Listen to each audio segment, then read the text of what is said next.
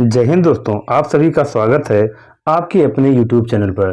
दोस्तों, आज हम लोग बात करेंगे कि काउंसलिंग के समय क्या आप लोगों को फीस पेमेंट करना पड़ता है। अगर काउंसलिंग में फीस पेमेंट लगता है तो कितना रुपया लगता है और काउंसलिंग के बाद क्या होता है। जब आपको कॉलेज मिलता है तो आपको अलॉटमेंट में क्या करना पड़ता है। तो आज हम लोग इसी की पूरी जानकारी इसमें जानेंगे। आज के वीडियो में हम लोग यही जानेंगे कि काउंसलिंग में कितना फीस लगता है और काउंसलिंग के बाद सीट अलॉटमेंट होने के बाद क्या चीज़ होती है। तो दोस्तों, अगर हम लोग यहाँ पे देखेंगे तो हम पूरी जानकारी आपको लोग को दे रहे हैं। काउंसलिंग का कोई ऑफलाइन चार्ज नहीं है। दोस्तों, आप लोगों को हम जानकारी बता दें कि जो आप लोगों की काउंसलिंग होगी वो डॉक्टर राम मनोहर लोहिया के मेन कैंपस में होगा। तो जब मेन कैंपस में होगा उसके लिए हमने बताया है तो ये ऑफलाइन हो रहा, ऑनलाइन काउंसलिंग नहीं हो रही है। और ऑफलाइन काउंसलिंग में आपको दोस्तों यहाँ पे लिखा हुआ है काउंसलिंग का कोई ऑफलाइन चार्ज नहीं है, यानी कि कोई भी फीस नहीं लगेगा। आगे अगर हम लोग देखेंगे, जब आप कैंपस में काउंसलिंग हॉल या अपने अलॉटमेंट विभाग में जाते हैं तो केवल आपके दस्तावेजों की वहाँ पे जांच होगी, यानी कि डॉक्यूमेंट वेरिफिकेशन आप लोगों को किया जाएगा। 10th का मार्कशीट और सर्टिफिकेट, 12th का BA BSc बीकॉम का, और जो भी आप लोगों का कास्ट सर्टिफिकेट रहेगा, EWS सर्टिफिकेट रहेगा, डोमिसाइल सर्टिफिकेट रहेगा, आधार कार्ड हो गया, यही सब आप लोगों को डॉक्यूमेंट वेरिफिकेशन केवल होगा। उसके बाद दोस्तों आगे हम लोग देखेंगे तो यहाँ ये भी लिखा हुआ है वहाँ किसी भी काउंटर पर नगद पैसे या ऑफलाइन फीस जमा करनी नहीं होती। इसीलिए आपको यह सब पता चलना चाहिए कि आप लोगों को वहाँ पे कोई पेमेंट ऑफलाइन नहीं देना है। दोस्तों, अब आगे सवाल ये कि पैसा कटता है और कितना कटता है। हम लोग देखेंगे कि दोस्तों यूनिवर्सिटी के RMLU एंट्रेंस पोर्टल पर, यानी कि जो समर्थ पोर्टल का नियम है, जब आप लोगों को दोस्तों, क्योंकि आप लोगों ने जब पहले से जब अपने LLB के लिए, M.Ed के लिए, B फार्मा और D फार्मा के लिए जब आप लोगों ने आवेदन किया था तो आपका आवेदन के समय ही 1000 रुपये, 1000 रुपये से लेकर 1100 रुपये ऑलरेडी आप लोगों का इंटर्न एग्जामिनेशन का शुल्क लगा हुआ था। तो आप लोगों को पेमेंट कब कैसे दिया जाता है दोस्तों, ध्यान देना।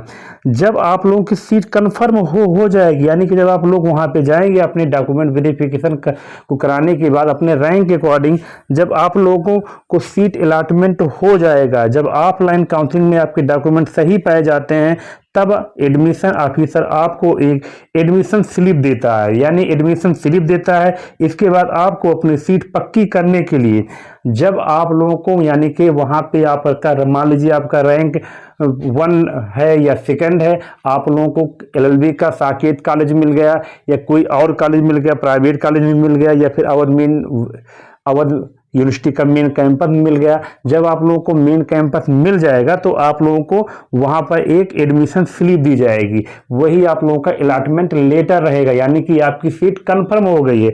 उसके बाद आप लोगों को क्या करना है, आप लोगों को जो भी कॉलेज मिलेगा उस अलॉटमेंट लेटर को लेकर के अपने कॉलेज में पहुंचना पड़ेगा।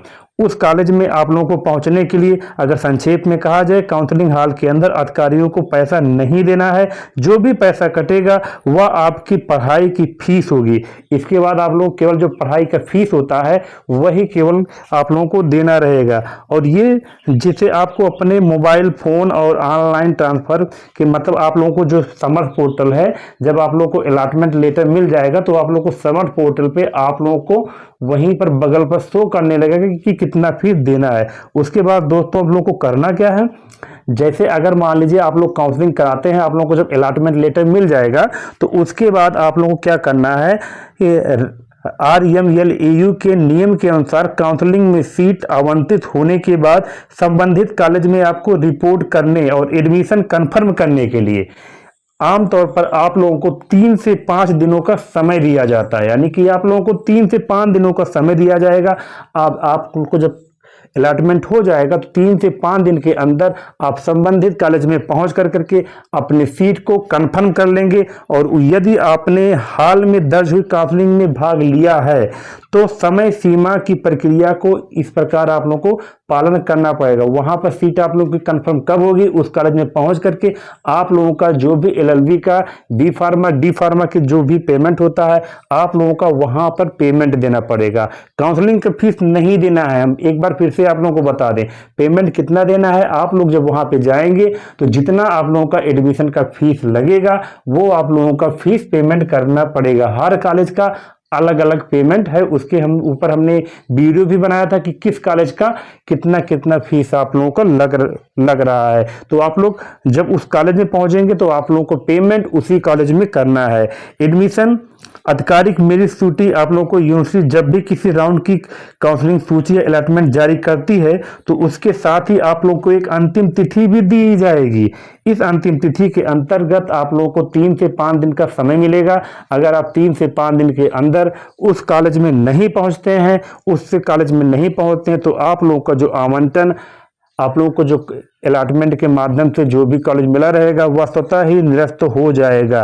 अगर आप अलॉटमेंट लेटर लेकर के दी हुई आखिरी तारीख तक संबंधित कॉलेज या यूनिवर्सिटी विभाग में अपनी ऑनलाइन फीस की रसीद और डॉक्यूमेंट लेकर नहीं पहुंचते हैं तो आपकी जो सीट है वो स्वतः ही निरस्त हो जाएगी और अगले राउंड में यह सीट काउंसलिंग के लिए किसी दूसरे वेटिंग लिस्ट वाले छात्र को आवंटित कर दिया जाएगा। अगर आप निश्चित समय के अंदर उस कॉलेज में नहीं पहुंचते हैं, अपना एडमिशन नहीं कराते हैं तो वो किसी दूसरे स्टूडेंट को वैकेंट स्टूडेंट को मिल जाएगा जो वेटिंग लिस्ट में रहेगा। आपको क्या करना चाहिए, आप लोगों को जब काउंसलिंग लेटर मिलेगा तब आप लोग अपने समर्थ पोर्टल के माध्यम से अपने लॉगिन करेंगे। अपने पेज को जब लॉगिन करेंगे तो आप लोगों को वहीं पर आप लोगों को कॉलेज का नाम दिखाई पड़ेगा, अलॉटमेंट लेटर भी वहीं पर आप लोगों को दिखाई पड़ेगा। आप लोग अपना अलॉटमेंट लेटर भी डाउनलोड कर सकते हैं और वहीं से आप लोग ऑनलाइन पेमेंट भी कर सकते हैं। उसके बाद आप लोग अपने कॉलेज में पहुंच करके अपने सारे डॉक्यूमेंट को दिखा करके आप लोगों को पूरी सीट कंफर्म कर लेना है। बस इतना ही आप लोगों को करना है। तो अगर अभी तक आपने हमारे यूट्यूब चैनल को सब्सक्राइब नहीं किया है तो आप लोग हमारे यूट्यूब चैनल को सब्सक्राइब कर लीजिए। आप लोगों को लेटेस्ट जानकारी हम हमेशा अपडेट कराते रहते हैं और अपडेट कराते रहेंगे।